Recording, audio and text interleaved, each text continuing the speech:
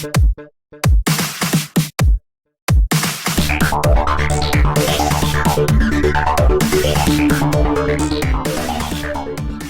लोगों को नमस्कार। अभी मोदी जी भाषण दे करके गए हैं, लंबा चौड़ा प्रवचन दे करके गए हैं और उन्होंने आत्मनिर्भर भारत और 20 लाख करोड़ रुपए का जुमला छोड़ करके फिर गए हैं। और इस 20 लाख करोड़ और ये आत्मनिर्भर भारत के लिए उन्होंने 5 सूत्र बताए हैं। उसका मैं पोस्टमार्टम करने के लिए यहाँ पर आया हूँ। उन्होंने बताया economy, infrastructure, system, demography, demand and supply chain, ये 5 बिंदु बताए हैं, स्तंभ बताए हैं जिसमें भारत आत्मनिर्भर बनेगा। और फिर उन्होंने 20 लाख करोड़ रुपए का पैकेज का ऐलान किया है। तो मैं इसका पोस्टमार्टम करना चाहता हूँ। तो सबसे पहले 20 लाख करोड़ रुपए की बात कर रहे थे। बहुत बड़ी रकम है। मोदी जी जो बोल करके गए हैं, 20 लाख करोड़ को अगर 130 करोड़ देशवासियों को बांटा जाए तो 15,384 रुपये 61 पैसे ऐसे आएगा। यानी 15,000 रुपये मान लीजिए एक भारतीय के पास आएगा। अगर परिवार में 4 सदस्य हैं तो 60,000 रुपये आ जाएगा उनके पास। तो मोदी जी बेवजह आप बेकार का ये सिस्टम चलाएंगे, दुनिया भर का माथापच्ची करेंगे। आप एक काम करिए, देश में जितने लोग हैं सबके खाते में 15-15 हज़ार भेज दीजिए। 15 लाख तो आप नहीं भेज पाए थे, लेकिन इस 20 लाख करोड़ का जो ये पैकेज है 15-15 हज़ार भेज दीजिए। अगर हर परिवार के हर सदस्य के खाते में 15-15 हज़ार रुपये आ जाएंगे तो मुझे लगता है कि 3-4 महीने का लॉकडाउन, 5 महीने का आराम से वो काट लेगा। ठीक है, तो ये नाटक मत बतियाइए। अब आपने जो लंबा चौड़ा प्रवचन दिया है मोदी जी ने, और उनके अनभक्त जो अब उस पर जो अनभक्त मीडिया है, गोदी मीडिया है, उस गोबर को साफ कर रही है और बता रही कि आइसक्रीम है। तो वो गोबर छोड़ के गए हैं। उसमें मैं बात कर रहा हूं उनके जो 5 स्तंभ बात किए हैं इकॉनमी की। तो इकॉनमी आज भारत के इतिहास में हमारे देश की इकॉनमी सबसे बद से बदतर है। रिजर्व बैंक ऑफ इंडिया का जो खजाना हमारे युद्ध के समय भी नहीं खाली किया गया था, उसको आपने खाली कर दिया। आपने नोटबंदी, जीएसटी और तमाम आपकी ऊल जलूल योजनाओं के द्वारा जो घोटाला और करप्शन हुआ है और उसमें जो देश की बर्बादी हुई है, जो देश में लाखों करोड़ रुपए का एनपीए हुआ है, देश का पैसा लेकर के बड़े उद्योगपति भागे हैं, उससे हमारी इकॉनमी आज बर्बाद हो गई है। रुपया डॉलर के मुकाबले सबसे बदतर स्थिति में है। जीडीपी 8% पर छोड़ करके गए थे मनमोहन सिंह जी, जिसको आप 4 पर ले आए पिछले 6 सालों में, और अब जो है मुझे लगता है कि 1.5 से 2 पर चली जाएगी। टैक्स आपने बढ़ा दिया है। क्रूड ऑयल का दाम कम हो गया है, अंतर्राष्ट्रीय मार्केट में तेल का दाम कम हो गया, उसके बाद भी आप चापे हुए हैं लोगों पर। कोरोना के समय में जब तेल की कीमतें पूरे दुनिया में 0 के पास आसपास पहुंच गई, मतलब एकदम समझ लीजिए कि फ्री में मिल रहा है क्रूड ऑयल, उस समय भी आप पेट्रोल और डीजल का दाम आप बढ़ाए हुए हैं। रिजर्व बैंक से आपने पैसा निकाल लिया। तो इकॉनमी की आप बात मत करिए। हमारे बैंक डूब रहे हैं, बैंकों को आपको मर्ज करना पड़ा। अभी पीएमसी बैंक डूबा, यस बैंक डूबा, तो आप उसका उदाहरण पूरा देश जान रहा है। तो इकॉनमी की जो आपने बात कही है आत्मनिर्भर भारत के लिए, वो सरासर जो हमारे देश के लोग हैं उनके मुंह पर तमाचा मारा है। दूसरा आप कहते हैं इंफ्रास्ट्रक्चर। तो ये इंफ्रास्ट्रक्चर, आप इंफ्रास्ट्रक्चर के किस सेक्टर की बात करते हैं? आप इकोनॉमी के इंफ्रास्ट्रक्चर की बात करते हैं कि एजुकेशनल इंफ्रास्ट्रक्चर की बात करते हैं? कौन सा इंफ्रास्ट्रक्चर आपने बनाया है? अगर आप हमारे संवैधानिक जो संस्थाएं हैं देश की, उसके इंफ्रास्ट्रक्चर की बात करते हैं, तो आपने जो इंफ्रास्ट्रक्चर देश में खड़ा कर किया है वो यही कहता है कि आज प्राइवेटाइजेशन का युग आ गया है।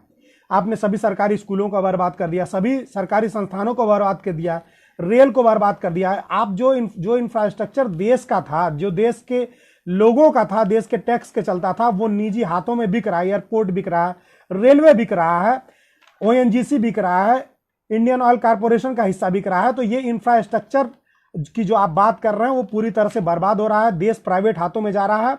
और आज कोरोना महामारी में पूरा देश ये जान गया है कि प्राइवेट अस्पताल जो हमारे सरकारी अस्पतालों से बेहतर माने जाते थे, आज कोरोना पर उन्होंने हाथ खड़ा कर दिया। किसी भी प्राइवेट अस्पताल में कोरोना के मरीज का इलाज नहीं किया जा रहा है, हाथ खड़े कर दिए गए हैं।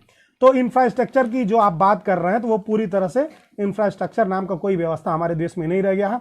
ये देश के लोगों का मनोबल है, लोगों का देश से प्यार है कि वो देश से इतना प्यार करते हैं कि वो अपना सब कुछ त्याग करके, लड़ करके, अपना दर्द भूल करके देश के इंफ्रास्ट्रक्चर को मजबूत किए हैं। उसमें आपका कोई हाथ नहीं है। इसके बाद आप कहते सिस्टम, और सिस्टम के साथ आपने एक बात जोड़ी कि वैज्ञानिक सोच होनी चाहिए हमारे लोगों की।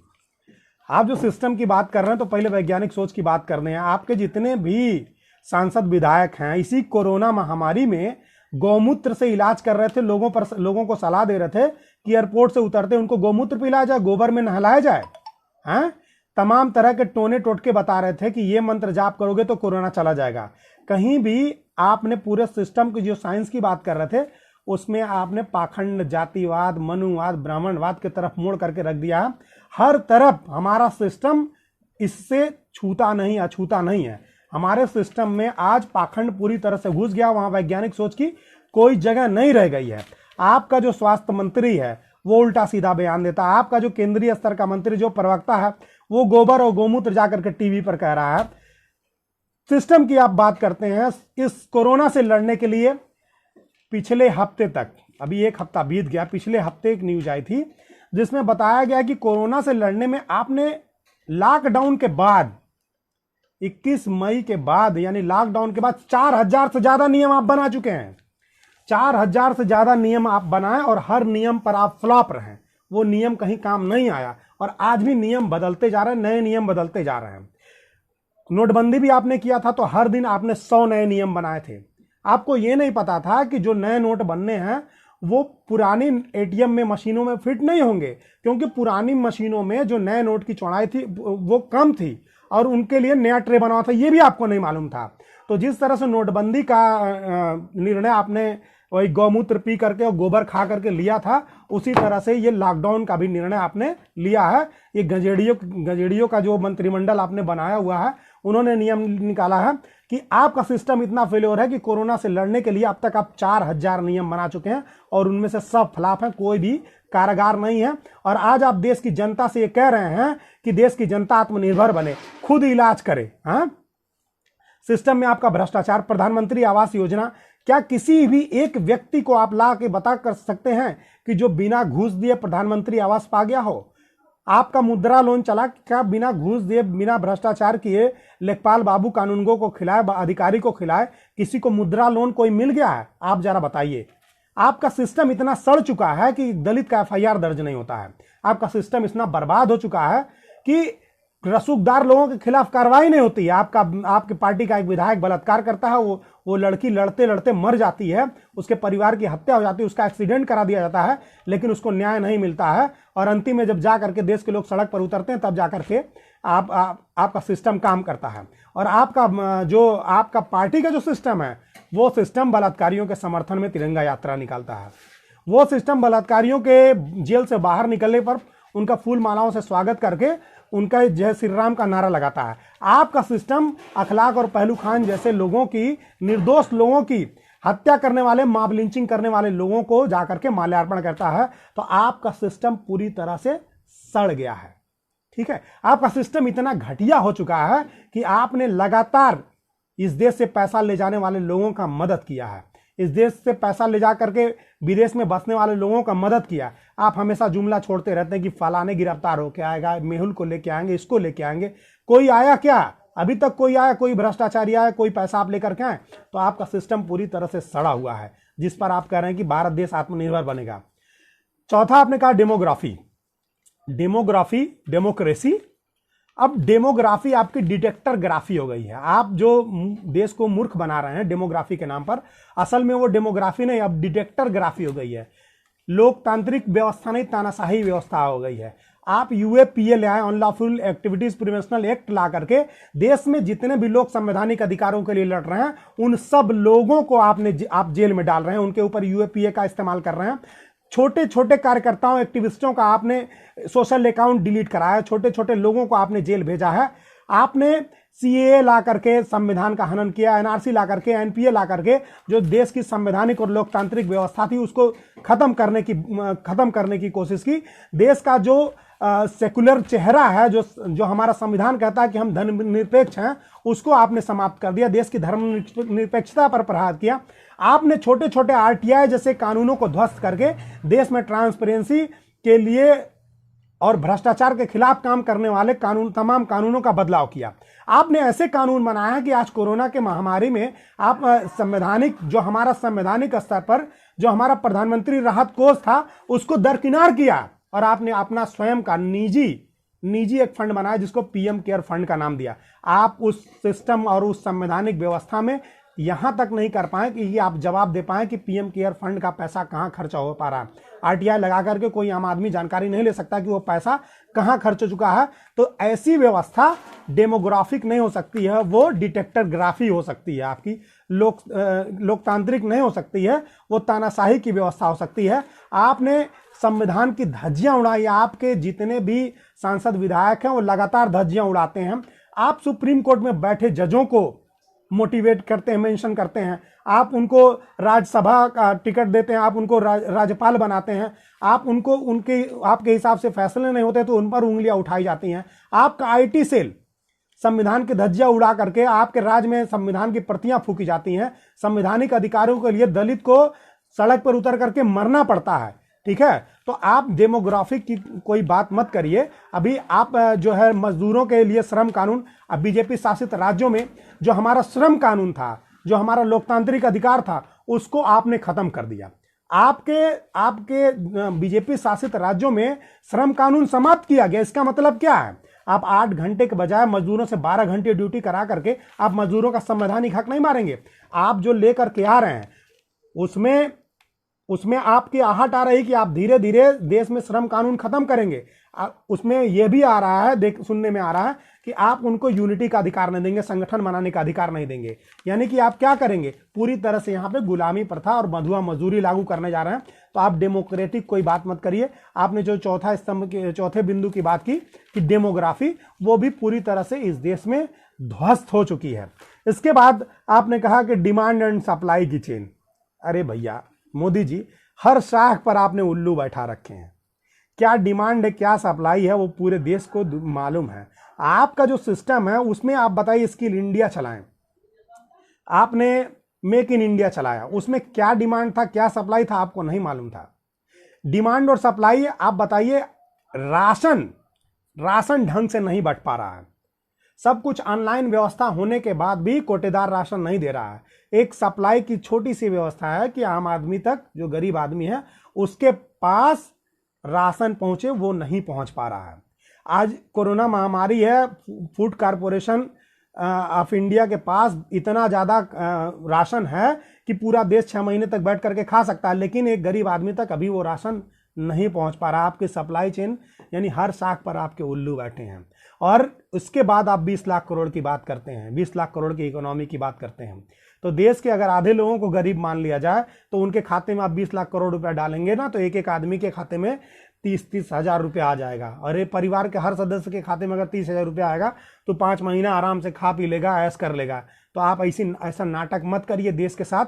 आपने इस पर बात नहीं किया कि हमारा मजदूर, चेन्नई से मजदूर ट्रेन चल रही है, 2400 रुपया उसका किराया आप ले रहे हैं दिल्ली तक के लिए। गोरखपुर उसको आना है, गोरखपुर आने के लिए कोई ट्रेन नहीं है। चेन्नई से वो दिल्ली जाएगा और दिल्ली से गोरखपुर कैसे आएगा, इसकी कोई व्यवस्था नहीं है। और उसको आने के लिए 2400 रुपया आप किराया ले रहे हैं। 2400 रुपया किराया लेकर के आप ऑनलाइन बुकिंग कराना। आप जानते हैं मजदूर अनपढ़ है, गंवार है, वो ऑनलाइन बुकिंग नहीं कर सकता। 400-500 रुपया उससे कमीशन लिया जा रहा है। कुल मिलाकर के 3 से 3.5 हजार रुपया उसको चेन्नई से दिल्ली आने के लिए देना पड़ रहा है।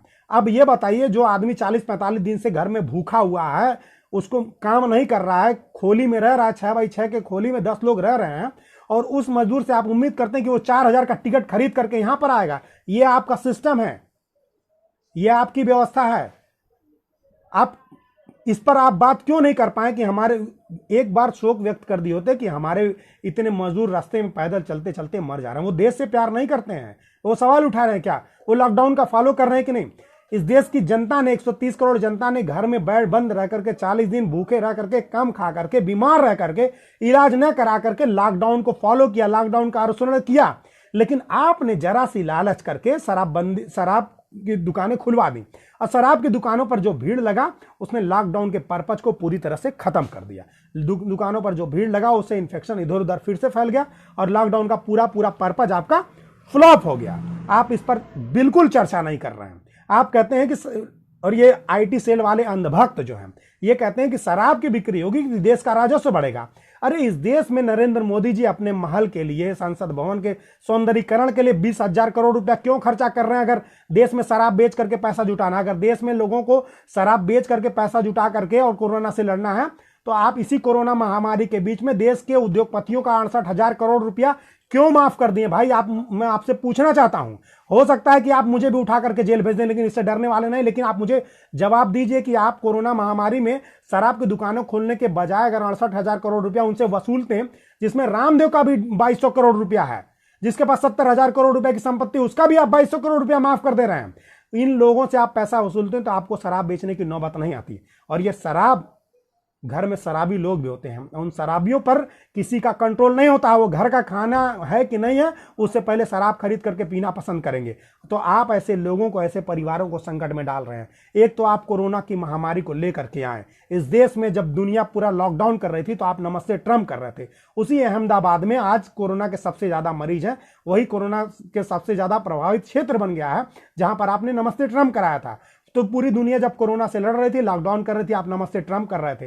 पूरी दुनिया ने जब अपने अपने रास्ते सील कर दिए तो आप मध्य प्रदेश में सरकार बना रहे थे। इसके बाद आप कोरोना को जबरदस्ती ला करके देश के ऊपर थोप रहे हैं। उसके बाद कोरोना महामारी को आपने, मैं आप पर इल्जाम लगाता हूं नरेंद्र मोदी जी, कि कोरोना महामारी को पर आपने ताली थाली पिटवा करके लोगों को सड़क पर उतरवाया और कोरोना की महामारी को फिर से इकट्ठा करके एक दूसरे में फैलाया। और उसकी देन है कि आज देश में कोरोना महामारी बढ़ती चली जा रही है।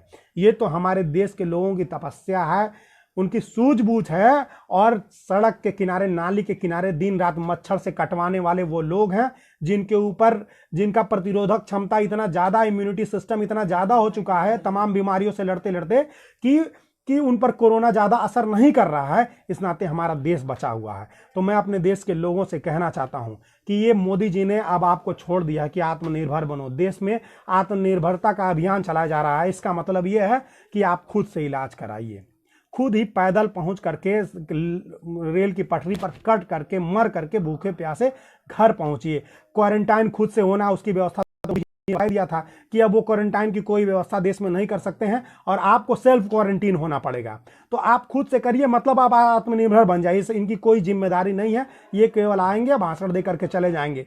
नहीं मोदी जी, ये देश लोकतंत्र पर चलता है और इन सब की कीमत चुकाई गई है। यकीन तौर पर हमको मीडिया का काम इसलिए करना पड़ रहा है, हमको मीडिया का काम इसलिए करना पड़ रहा है क्योंकि मीडिया सच्चाई नहीं बता रही है। मीडिया जो है वो कॉरपोरेट्स मीडिया है, वो बिना पैसे के चलने वाली मीडिया नहीं है, जनता की मीडिया नहीं है। तो जो भी लोग इस वीडियो को देख रहे हैं, सुन रहे हैं, वो इसको ज़्यादा से ज़्यादा शेयर करें। मैं धीरेन्द्र प्रताप, राष्ट्रीय अध्यक्ष पूर्वांचल सेना, पूरी जिम्मेदारी के साथ मैं इन बातों को कह रहा था और जिम्मेदारी के साथ मैं एक एक बात कह रहा हूं। अगर नरेंद्र मोदी जी किसी कोर्ट में मुझे खड़ा करेंगे तो मैं उसमें जवाब दूंगा। इन बातों को अपने गट्स पर फैलाइए और सभी अंधभक्तों को जगाने का प्रयास करिए, जनता तक फैलाने का प्रयास करिए। आप इतनी देर तक मेरी बातों को सुने और लॉकडाउन 4.0 ये जो नया फैशन चला दिए बोलने का, इस पर नरेंद्र मोदी जी का ये जो बकवास था उसका मैंने जो पोस्टमार्टम किया है, उस पर आप मेरे साथ बने रहें। इसके लिए आपको धन्यवाद। आप सभी लोगों को नमस्कार, शब्बा खैर, गुड नाइट, शुभ रात्रि और लोकतंत्र जिंदाबाद, संविधान जिंदाबाद।